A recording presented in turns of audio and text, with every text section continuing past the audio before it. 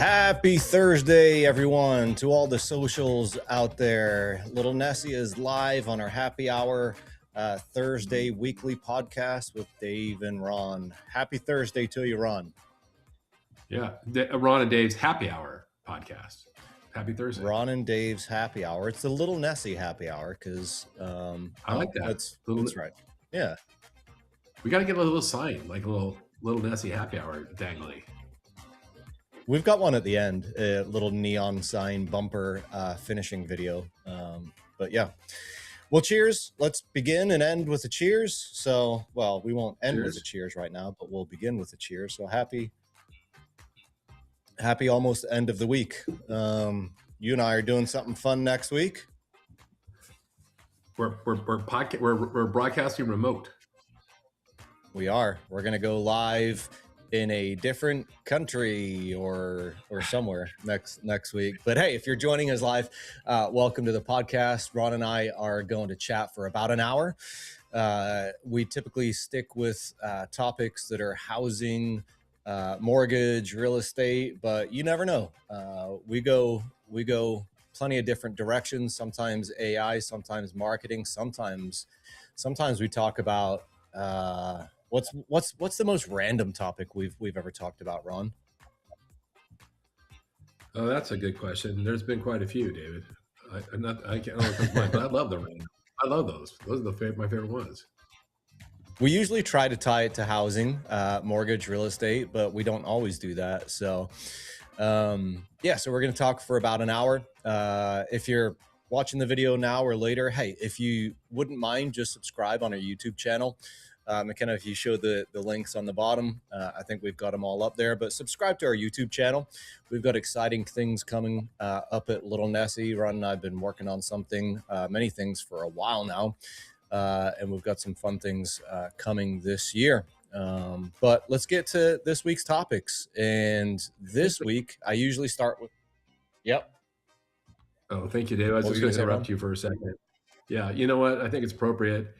It seems like the world is upside down right now. We're in another war. Interest rates shot up over 0.5 point in 10 days. The markets are really volatile right now. There's a ton of uncertainty. Volume is being crushed. And we're actually going to try not to really talk about all those things because there's a lot of outlets where you can get that news from, and you're probably inundated and maybe even overwhelmed with that information. So you and I aren't going to try to act like news desk jockeys and commentate on that. We're going to try to find some other signals and maybe give you a little break from some of that news.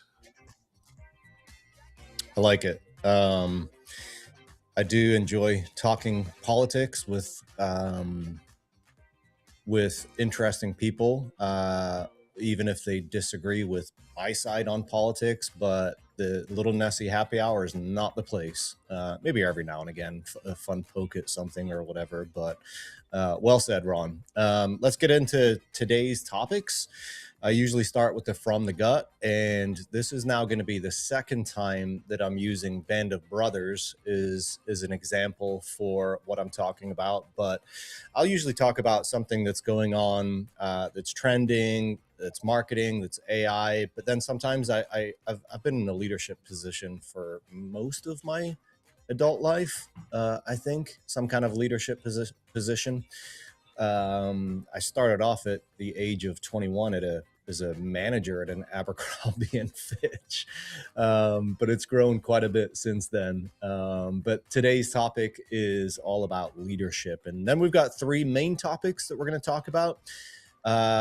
Ron, lead the way on these. Yeah, I love all three of our topics today. The first is how Japanese builders are just gobbling up U.S. New home construction market share and what the implications are.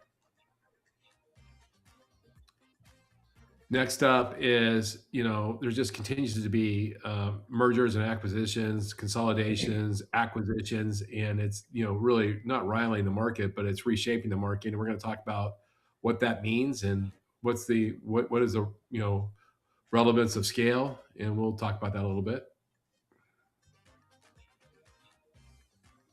I love this topic. The headline here is "Your parents didn't have it any easier." We're going to look at some data going back 40 years and see when was really affordability the most challenging, in our last century. And I think most people will be surprised. And then we've got 3 or 4 rapid fire topics, which we try to stick to about 3 minutes each, but we're not usually successful with that. So without any further ado, let's get into From the Gut.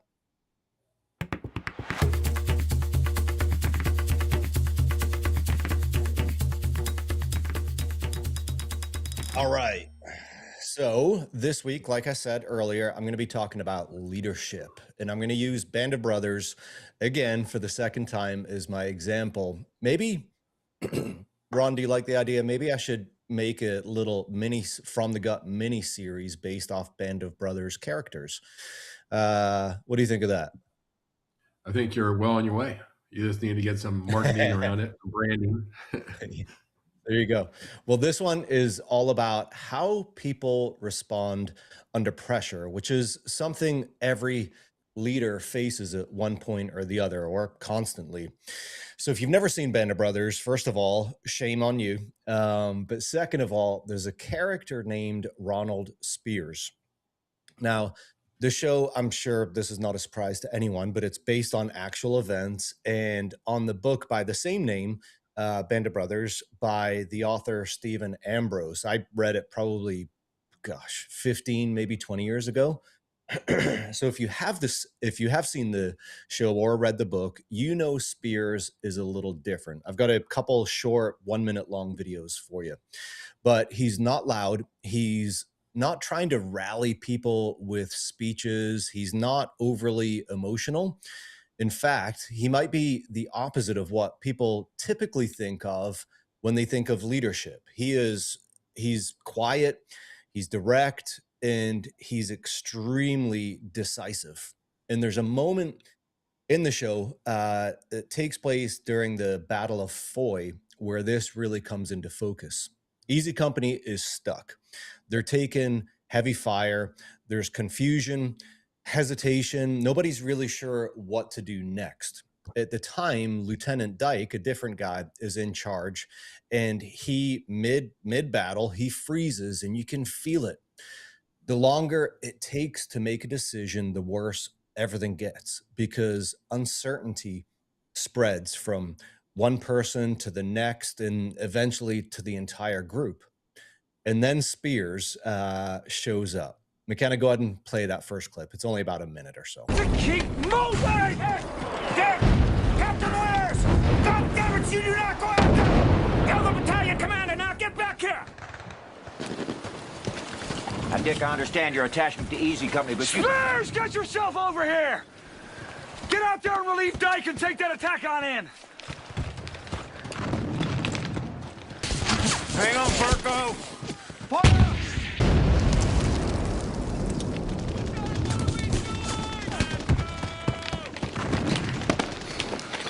I'm taking over. Precision mission! What do we got? Sir, most of the company is spread out here. First platoon tried an end around, but they're stretched out and they're pinned down by a sniper. I believe he's in the building with the caved-in roof. All right, I want mortars and grenade launchers on that building till it's gone. When it's gone, I want first to go straight in. Forget going around. Everybody else follow me. Yes, sir. Thank God. On the CO! Sergeant Alley! Got it, Sarge! Okay, first platoon, move out! Move out! So you can see he doesn't come in yelling. He doesn't give a long speech. He just starts making decisions, direct, clear, and immediate. He tells people where to go. He tells people what to do, and he says, I'm in charge. And within seconds, everything starts to shift. Ron, have you seen Band of Brothers, by the way? No. Oh, wow. So I've seen a couple minutes we'll do that, though. So you can see when everything starts to shift there, not because the situation changed, but because the leadership did. And that moment right there, that's what most people miss about leadership. It's not about saying more. It's about removing confusion. Because when people are under pressure, they don't need more options. They don't need more explanations. They need clarity. They need someone who sees what's happening and is willing to step in and own it. And that alone can completely change the outcome. But then there's a second moment in this same episode. It's a 10-part miniseries. But in this same episode, I think this clip is one that more people will remember. Easy Company still needs to coordinate with another unit. Lieutenant Dyke, the first guy that got relieved, he told people to go around and flank and all this stuff. And so they need to connect with I Company to move the attack forward. But there's a problem. Everything between them is exposed. There's enemy soldiers everywhere. No cover, no clean path. And this is where most people would hesitate. They'd look for a safer option. They'd wait. They'd try to figure out a better plan. But Spears doesn't do that. This is one of my favorite clips. McKenna, this one's, I think, just 45 seconds, maybe a minute. Go ahead and play this one. Sir, I think they're gonna pull back. If we don't connect with I, they're gonna slip away. That's right. Wait here. Item Easy 6. What the hell? Oh, stick back here.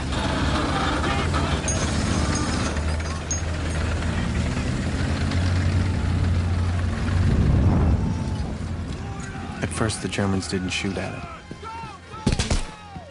I think they couldn't quite believe what they were seeing. But that wasn't the really astounding thing. The astounding thing was that after he hooked up with I Company, he came back.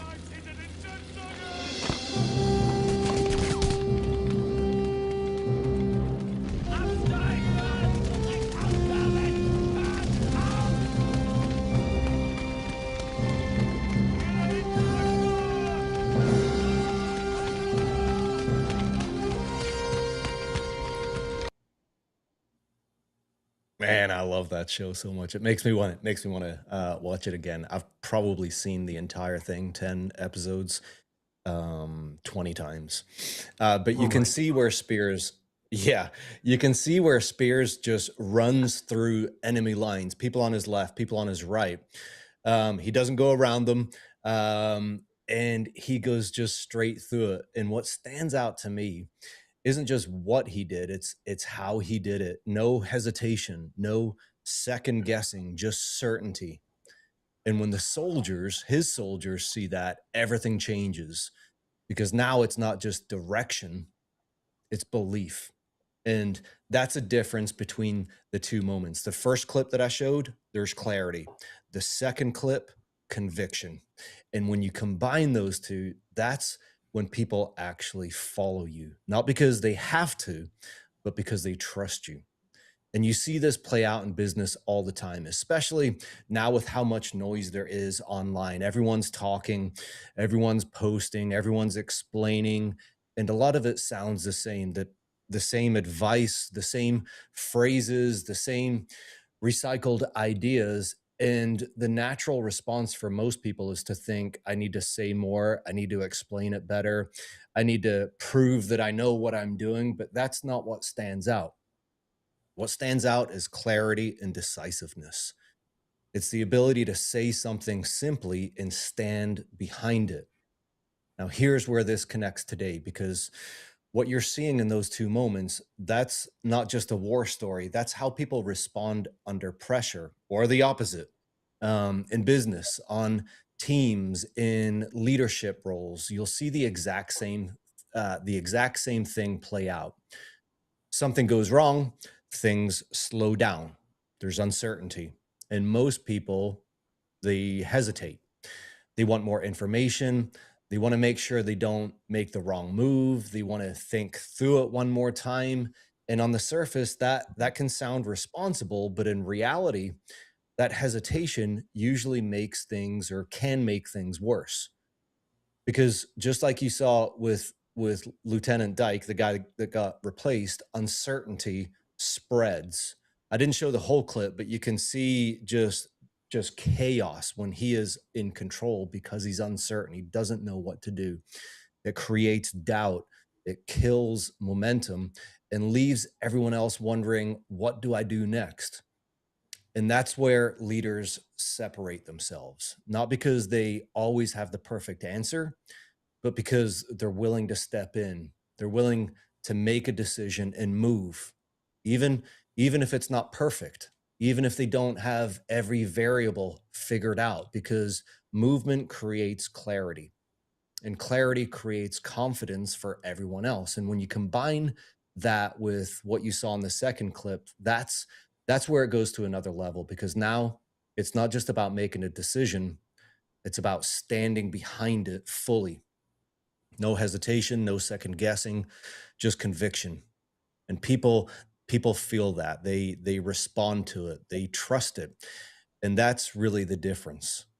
Most people are waiting to feel confident before they act, but the people who stand out, they act first, and the confidence follows. And that applies everywhere, whether, like I said, you're leading a team, running a business, you're C-suite, handling difficult situations, even something as simple as how you communicate with people. If you're constantly unsure, constantly adjusting, constantly second guessing, people feel that. But when you're clear and you stand behind what you're saying, even if it's simple, it lands differently. So when you look at those two clips again, the first one, like I said, clarity. The second one is conviction. And if you can bring both of those into how you lead and how you operate, maybe how you make decisions, everyone around you starts to move differently, because people don't need perfection. They need direction, and they need to believe the person giving it actually believes it themselves. There you go, Ron. Dave, once again, great job. I continue to think that your From the Gut is the best part of our weekly happy hour with Ron and Dave. So thank you.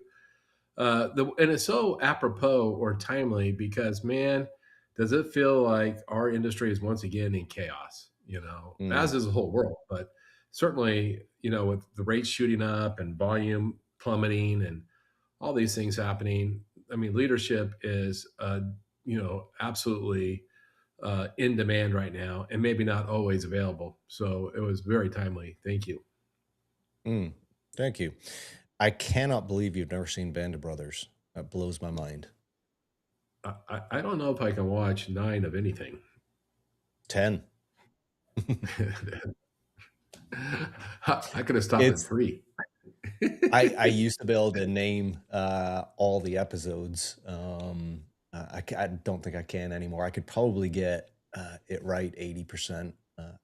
But yeah, I love that show so much. And there's so many, it's a great show because it usually takes each episode, looks at it from a different person's perspective. And that one is one of my favorites. The guy that played the guy narrating, it was Donnie Wahlberg. He played the just absolute amazing person, Carwood Lipton, just an absolute war hero. But I'm gonna force you to watch that. But let's move on. All right, and I'll make sure put that on my docket. We're gonna speak about Japan. Yeah, Dave, I'm really excited about this topic, and let me just set the table a little bit. I don't know if everybody's aware that Japanese companies have been on a buying spree of American home builders, and they now have substantial market share, and it's so substantial that the 3 Japanese companies that have entered the market, if you put them together, they're the number 3 builder in America. And listen to this, and I'm going to butcher these names. I don't know how to say them, so I apologize to begin with. But the first Japanese company is Daiwa, Daiwa, Daiwa House. And they first purchased Stanley Martin, and then they added TrueMark, a great builder, Castle Rock, another really good builder, United Homes Group, and now they just purchased JK Monarch. The second Japanese builder is Sumitomo Forestry, and they have acquired DRB Group, Brightland Homes, and then their real trophy, Tri Point Homes. And I love Tri Point. I've worked with Tri Point quite a bit. And then the third Japanese company, and I'm going to really butcher this name, everybody, so sorry, Sekisui, that's Sekisui. I don't know how to say that. But they purchased Woodside Home, another really good builder, Chesmar Homes, Holt Homes, Hubble Homes, and MDC Holdings. And so together, these three Japanese companies now account for 5.5% of the total market share of new home construction in the United States. Significant. Now, you may go, why in the heck are these Japanese companies buying American home builders? Well, the primary reason is that household formation is shrinking in Japan, and so there's the whole new home market is really quickly evaporating, and so they've lost their market. And the United States still has really strong household formation and has a shortage of homes, so they think this is a great acquisition, and they're doing wonderful. But to me, it's not. The question isn't, okay, these Japanese companies have entered the market. The question is, what's going to be the impact? Like, what will a home buyer feel? Now, I think what they're doing really wisely is that they're deploying the Warren Buffett strategy of acquisitions. And Warren Buffett's strategy was he'd buy a company but leave the leadership in place. He wouldn't buy a company unless the current leadership, including the owner, actually stayed and managed the company. And so these Japanese companies are doing the same thing. They're keeping the leadership in place, which I think is great. McKenna, can we go to the first slide? And so as you look at this slide, these are the Japanese companies. Each company is colored. So whether it's the three different Japanese companies in red, black, or blue, so you see it's pretty dang significant, right? Wow. And then McKenna, let's keep going. Perfect. Here you can see that they have that 5.5% market share, and you go, gosh, that doesn't seem like a lot, but wait till we go to the next slide. And you actually see where that places them. You can see that places them number third. Now, D.R. Horton and Lennar are the giants. I mean, D.R. Horton, they had 93,000 closings in 2024. They had 80,000 closings Lennar had 80,000 closings in 2024. Well, this new combined Japanese company comes in around 50,000. Wow. Like, it's significant. It's not insignificant. And the thing is, you go, okay, well, that's interesting. Well, it's good, I guess. And what's different about a Japanese builder than an American builder? Well, there's a few things. Here's the first thing, which is going to have, it'll be interesting to see the impact in the marketplace. Japanese builders essentially have access to cash at 0% interest rates, because interest rates in Japan have been at 0% for a decade.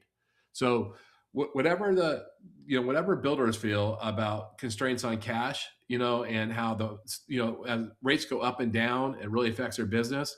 It won't affect Japanese builders. They get cash for 0%, about, quarter point, half point, near zero.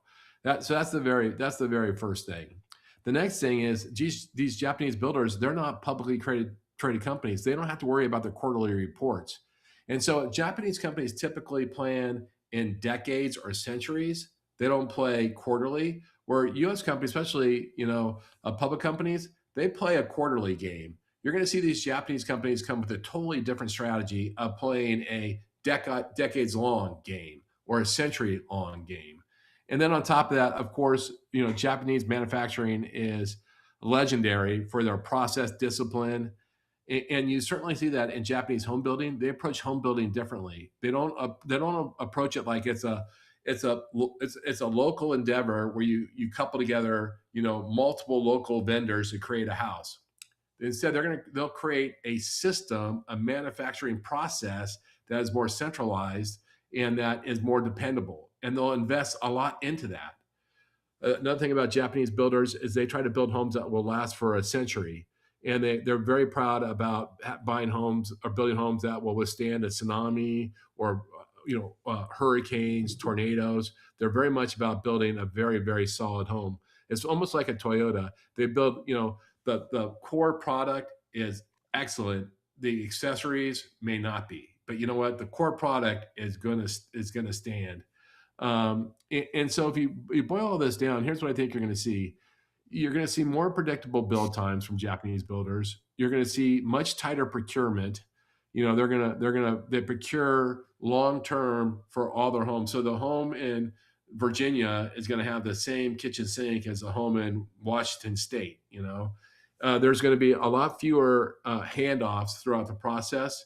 They're not going to have as many, vendor. It's going to be more consolidated.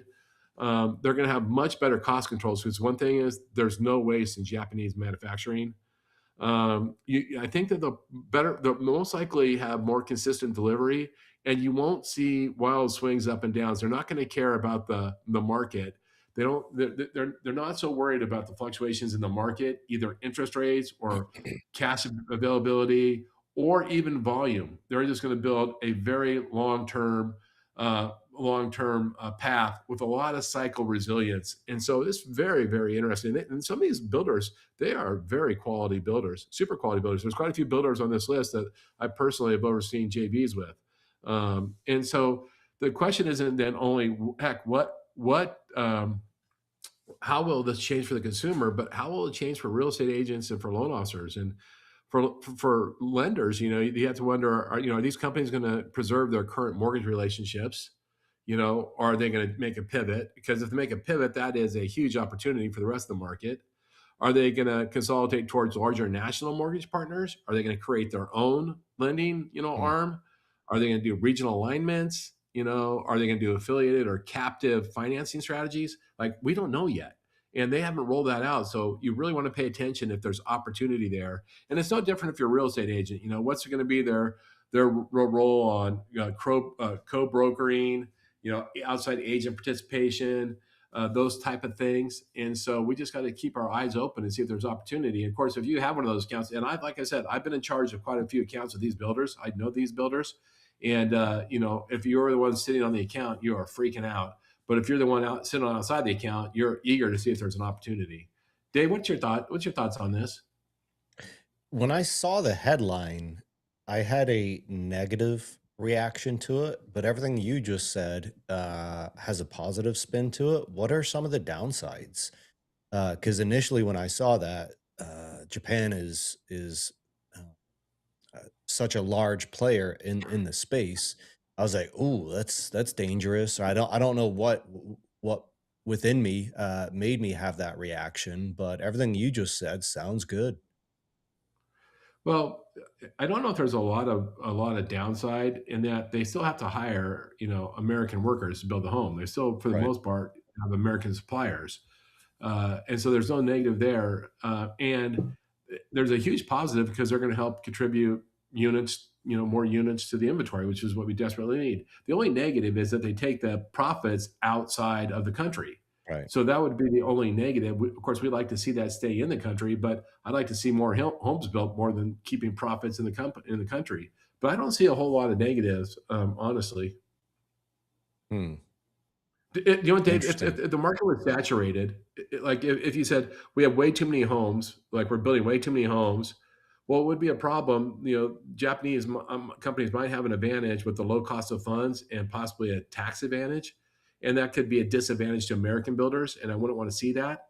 But if you believe the narrative that we're 4 million homes short in America, that's not in play yet. It will be in play Hmm. someday, quite possibly, quite possibly. Yeah. And when you said that they basically borrow money for free or close to, why is that? Why is money so cheap over there? They've had that 10-year or 20 years, two lost decades now, where they've had a near zero rate interest rate to try to spur the economy that has been very, very flat, very, very Hmm. flat. Matter of fact, they just did their first interest rate increase like 4 months ago, and they're contemplating a second one, and nearly shocked the market there. And what happens there, David, is it's a lot different than here. A lot of Japanese citizens take pride in buying Japanese bonds and investing in Japanese things. And so it's like the public owns 60% of their debt and they're proud of it. And so they don't have to worry about bond vigilantes or anything like that, so nobody's forcing them to get a higher return, and so they kept the rates really low to try to spur the economy because their economy has been flat for like 2 decades. Gotcha. And so that's why interest rates have been so low. So, by the way, I don't know how to do this, but people talk all the time. Go borrow in Japanese yen, and then the carry trade and the arbitrage, invest in something else. Go borrow for 0 or for 1%, and go invest in something that pays 3% at no risk. You have a 2% return. Hmm. All right, let's move on to our next one. We're going to talk about, can IMBs, small IMBs, survive or still win? Same thing. Yeah, and hang on one second. I am being forced to MFA, so I'm sorry. The technical difficulties of sorry about that. It's never a good Quite all thing. right. Yeah, I'm So I gonna be think I've honest asked with you you. this question before. What do we consider a small IMB? Like 4 billion and under, 3 billion and Y- under? Yeah, so let's say anything above four billion dollars is a big IMB, and anything from 1 to 4 is a medium IMB, and anything under one, let's call that a smaller IMB. All right, Gotcha. is that fit pretty well for you? It And so does. here's the thing, and this really came about, and I think, do we have an image or something on this? If I remember, it came about because cross country just agreed to buy Summit Funding, and Summit Funding, of course, Todd Screama owns it. It's based in Sacramento. And it's about a $1.2 billion company per year. It's a solid company, profitable company, and so he's selling to cross country. It's a good overlap.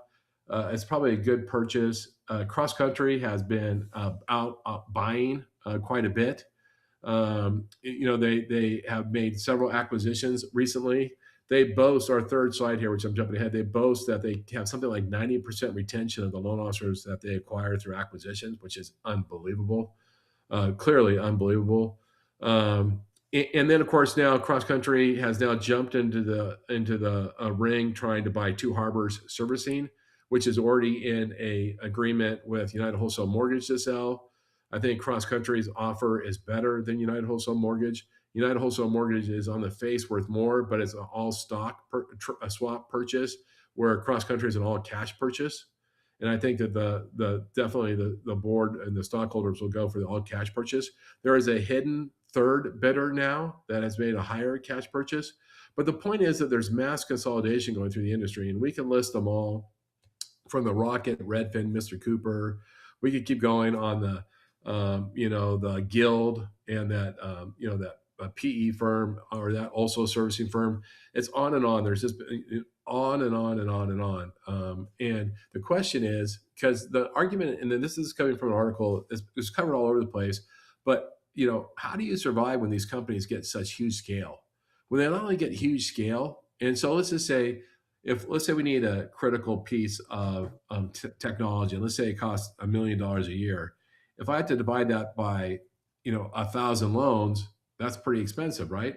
It's $1,000. But if I can divide it by 100,000 loans, it's $10. So who has the advantage? And that's what scale means. And then scale also means that they can afford more because it's cheaper, so they can get more and more technology, which is a critical factor. And then they can do more and more marketing, and they can buy more and more leads. And then as they start to buy, entire cycle ecosystems, and they start to control servicing, and so now they get a tighter relationship with my borrower, with my client. And then they go on top of the funnel with search engines. I mean, we're being surrounded. And so the question is, how does a mid or small IMB exist? How do they beat these companies? That's really the topic. The topic is, how do they win in the face of all this? And David, you have a lot of experience from the C-suite. What would you suggest? I don't know if they can. That's beyond my not beyond my pay grade. I don't know what the solution is, because it just seems like it's happening every 2 to 3 months. I just saw the headline yesterday, I think it was. Um, you know, as with any acquisition, the purchasing company gets to make all the decisions. And as with any acquisition, the company being purchased is the employees are going to be nervous. And I just saw that there's mass layoffs now at Summit, and I think they've lost a good amount of loan officers. So I don't know what the solution is. The Summit thing is really interesting. So they're laying off 167, or they're Yeah. letting go 167 ops people. of which they expect cross country to offer 10 of them new offers. And so it's really weird. It's weird they didn't just migrate them over, but I think they didn't want to have to incur any of those legacy costs associated with those long-term employees on any other platform. And David, if you're going to ask me, gosh, how do medium and how do small IMBs win? Well, small IMBs is super easy. With small IMBs, they just have to be super nimble and really go nichey. That's what small IMBs specialize in, is niche, high margin niche, right? Because they can get into that nichey area better than anybody else. They can move quickly to it. They can master it, in a granular way, and they can win that way. And so that's how in my opinion, the small IMBs. Like what? For give me a example, few examples. In 2003, the number, I want to say 4 female loan officer in the country worked at a really small local bank, and she specialized in 2 products. She specialized in high-end custom construction loans. I mean, like $2 to $5 million. And what happened is that those tended to be a lot in her marketplace, and she does them across like 10 states. And that happened. Her client happened to be a lot of doctors, and then she became an expert in doctor loans. And those 2 things made her number 4. Those are both very, very nichey. It could be non-QM. It could be reverse mortgage. It could be, I could keep going, list 50 nichey things, but you can be super nichey. It could be that, your office is next to a large Marine base and you are just all in on VA loans and you have relationships there, but you go super nichey to your market. And I think that's a win. With medium IMBs, you know what it is, David? It's a couple things. It's execution, because if you can't afford everything, you certainly can't afford waste. And so you have to get more productivity out of every dollar you invest. And I can tell you that starts with adoption. If you have poor adoption in your IMB, I would sell. I don't know how to say it more simply, because you can't, if you're unproductive and you don't have scale, you don't have all the bells and whistles of your competitor, you have no place. You're not going to win. So, but if you can get adoption to what? Basically everything the company So, offers. Yeah. So technology, like if the company invests in, blue lights technology, you master it. You become a ninja. If your company has a mortgage coach, enterprise subscription, be the best at mortgage coach of anybody in the country, or total expert, or whatever happened, whatever the technology is, they pay for it. The way that, mid-sized company wins is that they have ninjas. Everybody, great, drive it. Because in a big company, I'm going to say this, it's not 100% true, but adoption might be 30%. Now, if you're Rocket, you either adopt or they fire you, so it's 100%. Right. But so adoption, same thing with processes, right? Whatever. Here's how we manufacture a loan. Here's how we do marketing. You have to adopt it, because if your company is spending money on it, scarce money on it, and they're not getting great productivity, if we're not better at it, then you just can't. It's a hard time to compete. It's very hard. And then you also have to, with mid-sized companies, mid-sized companies are unique because they have to accommodate individual producers, unlike a big company or a small company, right? In a small company, if you have a, prima donna mercenary loan officer, the owner is not going to put up with it, because they're not going to lose money. They don't care how much business they're going to do. They're going to fire you. And a big company doesn't care. Once again, if you're paying the butt, they're going to fire you. But a small company, that's your bread and butter. That's why they work there, is because you can let them be them and let them be entrepreneurs. And you got to figure out how to cater to them. And it's very, very tricky. It's a very tricky space. But David, I think long term, it's a very difficult market, especially for medium-sized IMBs. You've led a lot of loan officers in your career. How many can you think of that were high producing loan officers that made you just want to beat your head against the wall? You know what, David, I try not to. So I put in the buckets of mercenaries and patriots. You have mercenaries that are just out there for themselves. You have patriots that are, really good people trying to have a win-win. I try to hire patriots, honestly.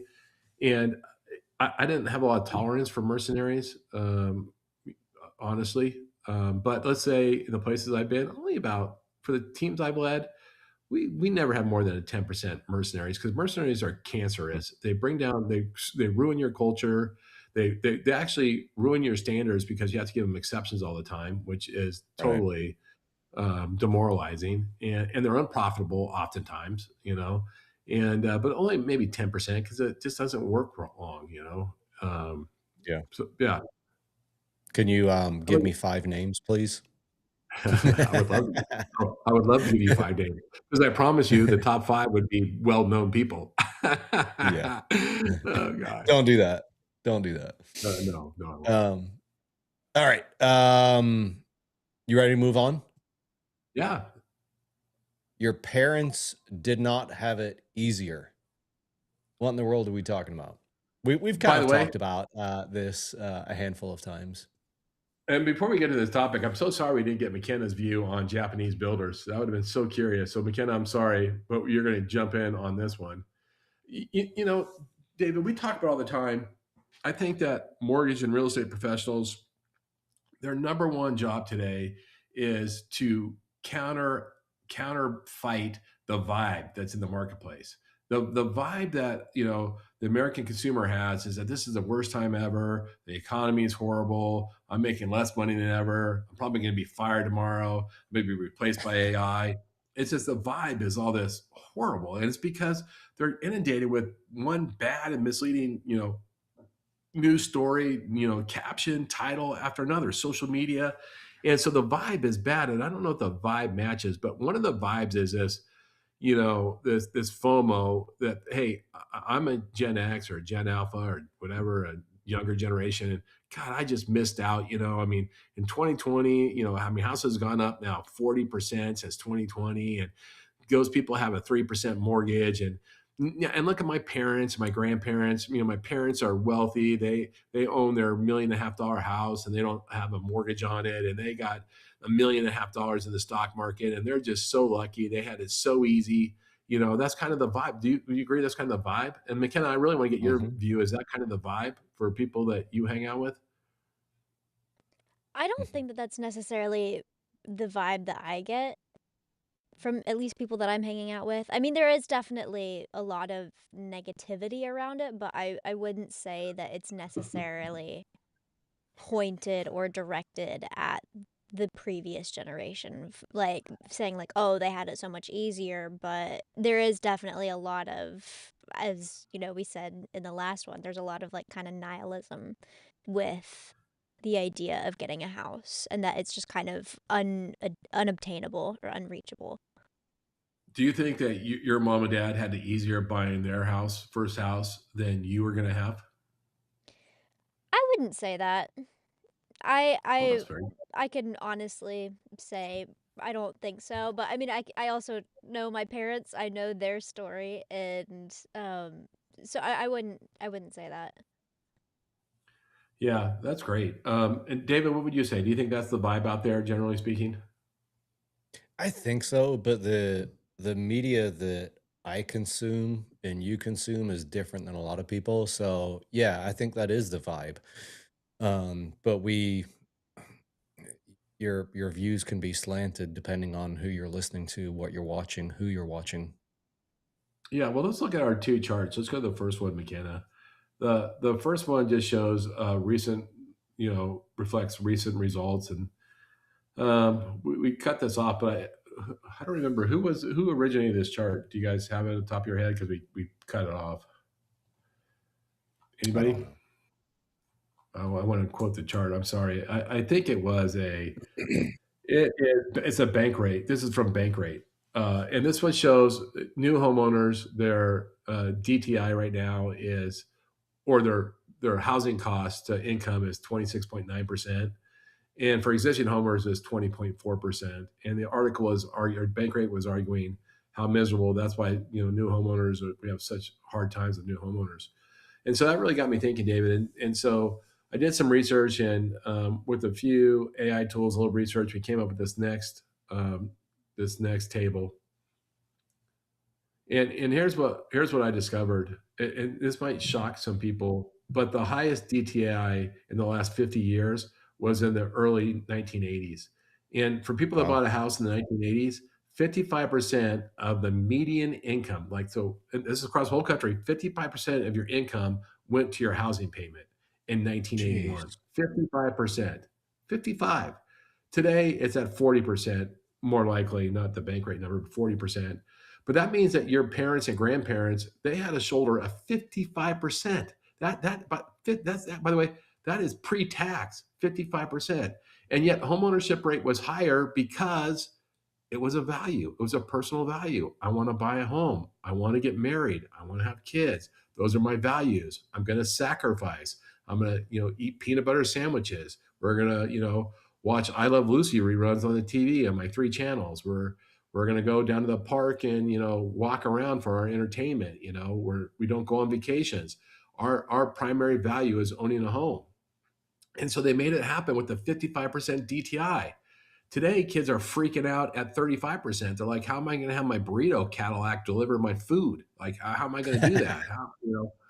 Right? Oh my God, how am I going to have 16 streaming, devices? And they go, I can't possibly stomach 35%. Oh my gosh. And I wish I was my parents though, because they had it so easy. I'm like, no, they didn't. No, they didn't. They did not have it easier. That's the whole point, And so I think a little bit of that dose of reality with first-time home buyers would help, kind of help them get in the better mindset of how to approach buying a home. Dave, what are your thoughts? I'm just looking at the typical home price in the 1950s, $11,000, that's the lowest percentage of the income. That's not a negative in front of those numbers, is it? Looks like a negative, but No, I can't imagine it being negative. And it's approximate, by the way. The table didn't carry it up. Oh, okay. But David, in 1950s, the average home was smaller than 900 square feet. It was 1 bathroom, 1 or 2 bath, right? Super tiny, right? By the way, we've talked about this many times. If we went to building 900 square foot homes, we could probably get DTI down, or its payment down to income probably down quite a bit, right? Quite a bit. Right.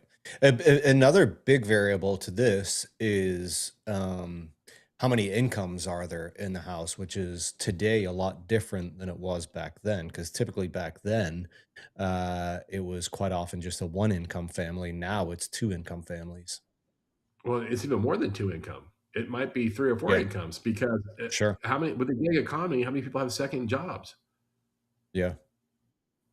I was talking to somebody yesterday. They have a second job, and their second job is doing AI training, and they get paid $20 an hour.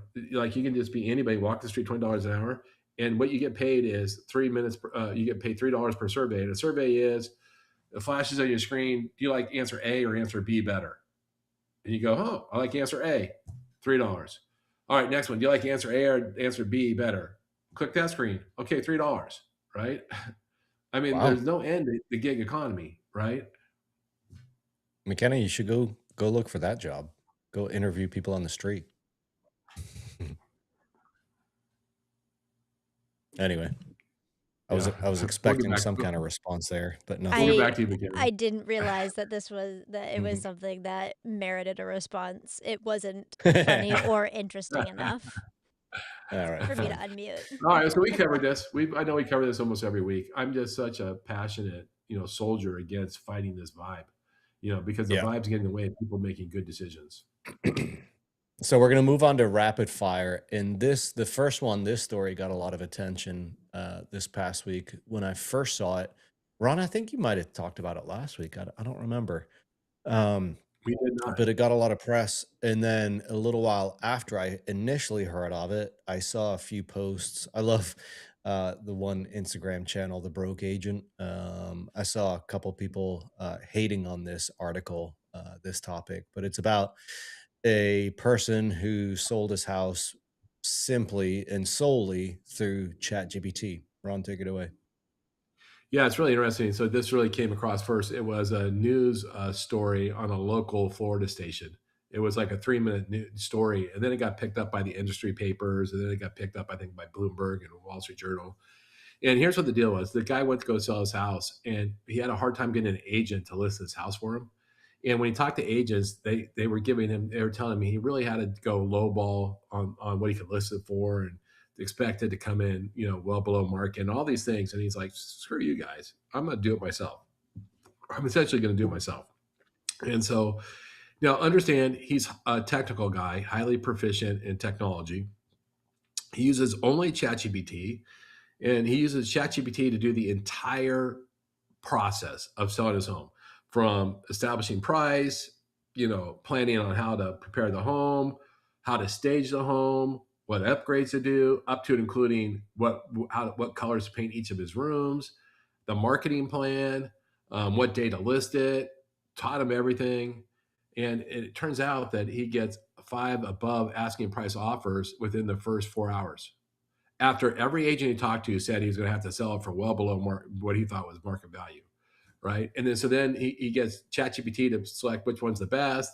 He has ChatGPT write the contract, right? ChatGPT, teaches him how. First, going back, taught him how to get it on the MLS, and he ends up closing this home in some record speed, $50,000 above his asking price, which was a market price, right? And so, David, we were talking about this yesterday, and you're like, yeah, agents are poop-pine. This is just another form of for sale by owner. Yes, it is, but it was highly effective. Yeah, yes, it was, but highly effective for him, right? And I want to say again, the guy's very technical. A lot of times you hear about people doing things like this, but if we may not have the same success rate because we aren't as technical as this. And what's interesting? So there's 2 interesting things on this. Thoughts, David, and then I'll get your thoughts. The first thing is this has really happened due to this whole resistance to this whole uprising against the MLSs. That they're trying to break the MLS's control over listings. And this is what's going to happen. If you want to break the MLS's control over listings, and you're going to allow the public to get onto the MLS and list or onto the portals and list. And then you have a monopoly over that control. When you lose a monopoly, you're going to lose some market share. And who knows how fast. And the last thing I would share with you yesterday, David, is there's a company called Only, OWNLI. And it's essentially built the technology that this guy did, but that any homeowner or home buyer can go on to and do a totally technology led experience completely without an agent. If you weren't technologically savvy, you could just subscribe to this thing. I think they charge you a few $100s for your transaction versus a commission, and you get to use their platform. And so this is probably going to be a growing thing, I would expect. Did this guy have any real estate experience other than just, looks like he's middle-aged and he's probably bought and sold a couple, but no experience as a realtor or no? Because I mean, but I can't say enough. He was very technical. So it wasn't like, he definitely knew how to use the tools, and how to leverage them to get through the process. Right. Because I'm 48, owned how many homes? 6 or 7, and I've been working in the mortgage industry and mortgage and housing industry now for 16, 17 years. Even at this stage in my life, I don't think I'd feel comfortable selling it myself, just solely relying on ChatGPT or whatever AI. So I think my point is, yeah, this guy. If I would have guessed, I would have guessed that this guy had some kind of real estate experience, because to get to that point, you need to, dot your I's, cross your T's, and all of that. That this guy must be a mastermind at ChatGPT or any AI in general, because your regular person is going to do this. Yeah, and David, you brought up a really good point, which is the most important point, and that is, well, gosh, if like this company Only is going to offer that same, somebody can do the whole thing back to back, for sale by owner with technology. Well, what role do real estate agents have? Well, it's the same thing they've always had. Where do real estate agents really add value? It shouldn't be. Today, I was listening to a podcast the other day, David. Today, when it was Sean Herrera, he was talking about it. It was coaches agents. He's like, look, when you're a real estate agent and somebody comes to you, they've already totally searched out that home. They already have as much information as you do, almost, right? So you got to come with something different, right? Well, what are agents great at? They're great at local knowledge. Like, hey, I can look everything up on 123 Main Street, but what I didn't realize is that was a drug den, because that's not going to show up anywhere. And so maybe I knew that, or maybe it's a distress sale you don't know about, or maybe, grandma died in the back room. Like all these things you don't know about if you don't have local knowledge. That's real estate agents. Second, they should be better at negotiating, right? They should be master negotiators. And so when it actually comes to face-to-face negotiation, they should actually help. That's where they earn their commission, I think, right? The third thing is that they can manage the seller's or the buyer's emotional state, right? That's super important. Like when you don't have a firewall between you and the other party, all the stupid things you want to say and do, nobody's stopping you, And even if you can ChatGPT it a million times, you can still sound like an idiot. The other thing is a real estate agent should have a vast network of critical resources for you. And I'll give you a great example. I love our real estate agent. Belinda and I love our real estate agent. Now, Belinda was a real estate agent for 15 years. She owned real estate companies. She was highly successful real estate agent. I've owned quite a few properties. I'm familiar with the process, right? We went and sold our most recent house. You know what? We use a real estate agent. Like, we know what we're doing, but why do we use a real estate agent? Because she needed to manage us, right? We needed to hire her to manage us from screwing it up. The other thing is, this was during the pandemic. We couldn't get contractors. We needed to do some repairs. We needed to do some remodeling.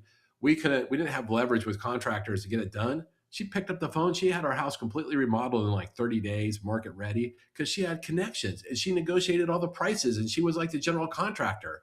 She far earned her commission, right? But the problem is, if you don't offer all those things, if you're not a great negotiator, if you're not a great marketer, if you can't create demand on your own, right? Our agent was also, a top agent in the marketplace, so she created a market for it. We had like 11 offers before we been listed. We have crazy, all these above offers. And then she did the remodel for us, and she managed all the contractors, and she managed our emotions, and she, aside from being the transaction, all that. But if you don't have that added value, you probably don't have a future, honestly. And so figure out how you can do those things for your clients, and then they'll happily pay you. Somebody like me and my wife, we're professionals at real estate. We'd happily pay somebody 3% to do all those things for us because they're better at it, And so you got to check your whole card. Am I the same way? And if not, you're like, oh my gosh, maybe I need to go work at Farrell's ice cream shop. Yeah, managing you and Belinda, especially you and Belinda, you guys are a handful. So Dave, honestly, if you haven't sold a home, I sold a home during the pandemic, and we had a gazillion offers, and every offer was like, we'll meet the best price plus pay 5% more. Right. Well, how in the world do you pick out of that? Like, they're all the same. Like, they all have a escalator, right? And so what they do is they send these like packets, the letter, the love letter. Like, I want to buy your property, and I'm gonna my husband and we're gonna consummate our marriage in the backyard and have 6 kids, and it's gonna be great. Or like one of the people, like, I help disability children, and I'm gonna have them do gardening in the backyard. It was nonstop. It was like all these tear jerking, like, I want you to have the house. I want you to have the house. I want you to have the house. But in the end, we just said the agent you pick. don't put it on us.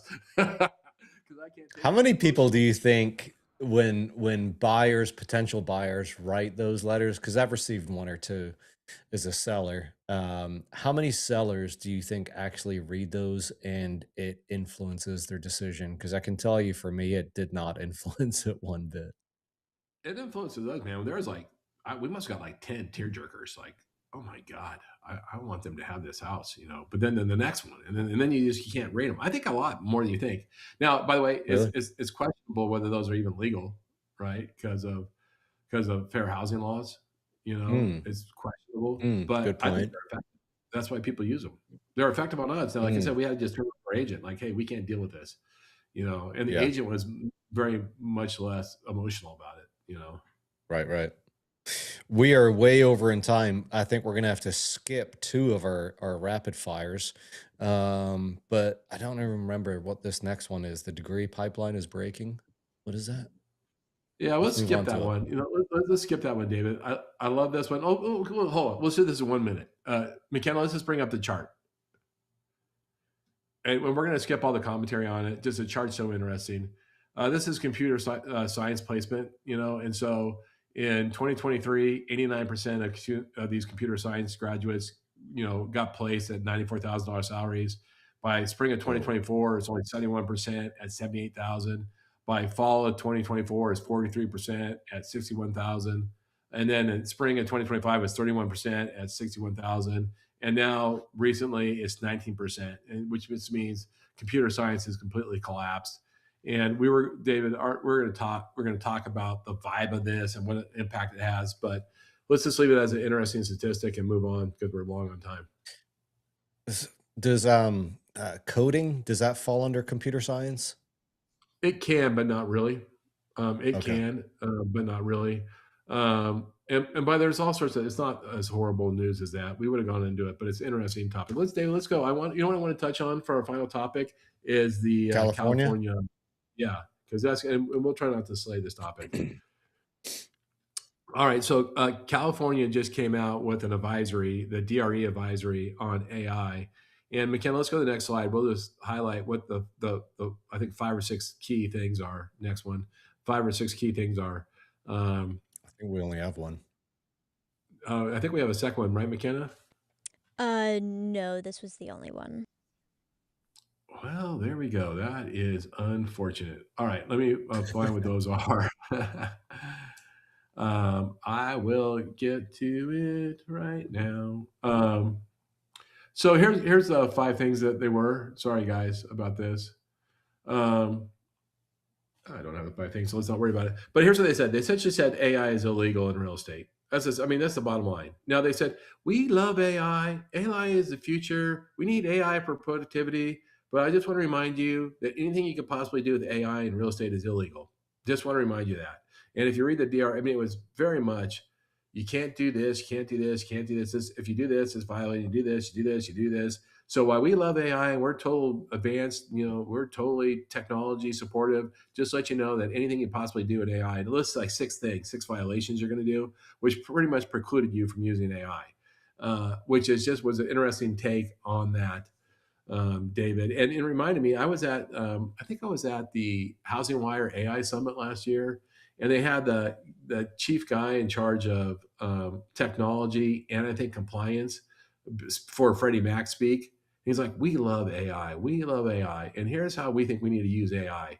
And it was 10 ways we're going to screw lenders. Like, we're going to use AI to make sure that we have fair housing. We're going to use AI to make sure that we have compliant loans. We're going to use AI to make sure that all the covenants on the loans are fulfilled. We're going to use AI to figure out fraud. None of it was customer facing.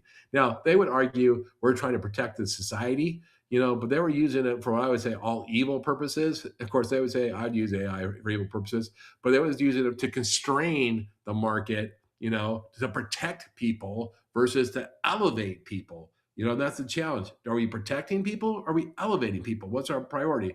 California is definitely, we're going to protect you and depress you instead of elevating you. And that's the point of this topic. David, I know we're long. Do you have thoughts on that?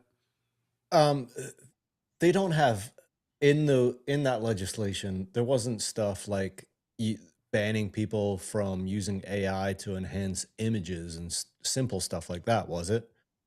No, it was one, hey, your AI is inherently discriminatory, so anything it does is going to violate fair housing. Second, any real estate thing you do needs to be licensed. Your AI can't be licensed, so that's illegal. Third was, the broker is responsible for every licensed person's activity underneath them, has to have direct supervision of them. And if AI is generating results for you, how does the broker supervising how the AI came to that result? It was things like that. It was like one thing after another that made it impossible to use any type of AI,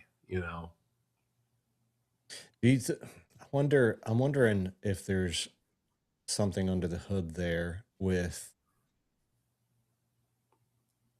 the California government fearing losing some kind of tax revenue from real estate. Do you think there's some kind of some underlying motive there?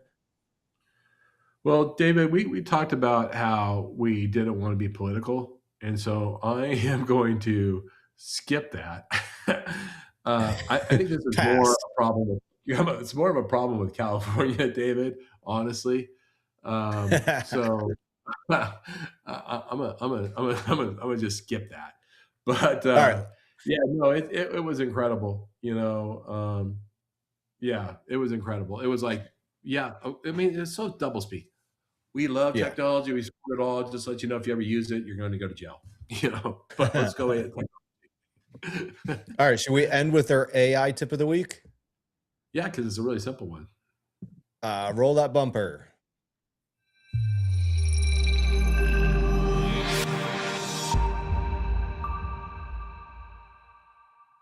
All right. Go for it, Ron. All right. Let's go to the next slide because this will just confuse us. All right. So, okay. So here's the thing. This is an article. I think it was in maybe the Neuron or something like that. And it's trying to explain to how you use all these different little symbols and stuff, like dashes, like when to use dashes, when to use asterisk bold texts, and so forth. I think there's another screen too. Is that right? And this is how to manage it with Anthropic, OpenAI, and Google. What do angle brackets do? What do triple brackets do? The triple brackets tells it about code specific. The angle brackets tells about style. And then, Ken, if you go back really quickly, the M dashes are linking different concepts together, if I remember right. Yeah, breaking instructions. And asterisk, it tells it what's most important, right? So there you go. And so this was just a cheat sheet, super simple on what all these things mean. David, they can, maybe we'll post this article if you guys want to see it. It was kind of interesting. Oh yeah. This is how you use them, by the way. This is the prompt engineer, how you use them. So it tells you each one of those things, what you do. But let's leave it at that. That wasn't a super exciting. I thought we actually had another one. I totally forgot about this one. So let's wrap it up, David. Let's go. So David, next week we're going to do this, you and I, and we're going to be on the Atlantic Ocean somewhere, hopefully not being shot or chased by, Navy vessels. And it's going to be fun. So it may be kind of choppy next week. Yes. And McKenna will be producing the show from home back in Charlotte. Be a true happy hour. It'll be a happy hour day. I didn't get invited to the company trip. It'll be a no shoes radio. We're like Kenny Chesney, no shoes radio. I think we're gonna have to apologize in advance for all of our technical issues. I'm more worried about slurring. All right. Well, hey, if you non-technical issue. Go ahead. I'm more worried about the non-technical issues. If you've watched this show, if you've made it this far, thanks so much. Little Nessie appreciates it. Head to our YouTube channel. If you're not there, watching it there, head there and subscribe. And any last thoughts before we didn't end with a cheers, Ron. So cheers, fine sir. Cheers. Step off. We're running late. Thank you, everybody. Cheers, McKenna.